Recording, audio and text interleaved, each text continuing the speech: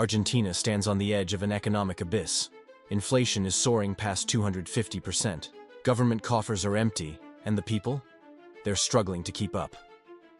Enter Javier Milei, a radical libertarian, a man with a plan or a gamble that could either save Argentina or plunge it into deeper chaos.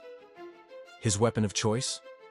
An emergency decree that bypasses Congress, granting him power to negotiate a massive $20 billion IMF bailout.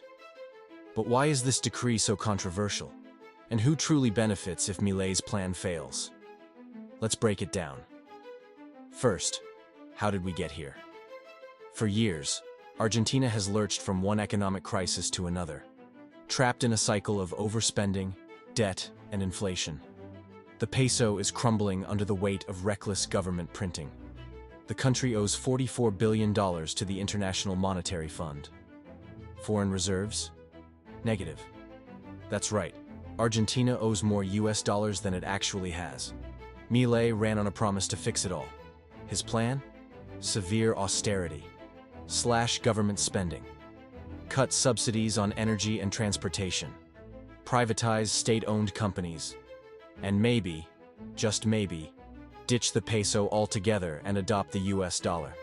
But here's the problem. People are already hurting. Skyrocketing prices, job losses, and a government slashing support programs? It's a recipe for unrest. And then came the decree. With one move, Milei bypassed Congress to speed up negotiations with the IMF.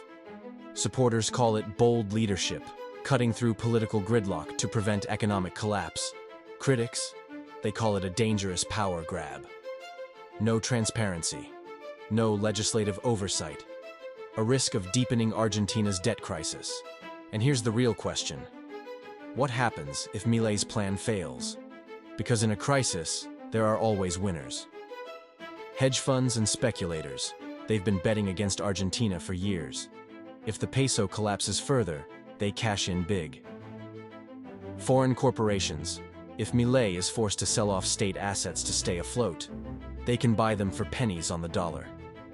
The IMF itself, if Argentina needs another bailout, it gains even more power over the nation's economy. And political opponents? They're waiting in the wings. If Milei stumbles, expect a Peronist comeback and a total reversal of reforms. But the biggest losers? The people. Higher unemployment, soaring costs of living, austerity without guarantees of economic recovery. So, what happens next?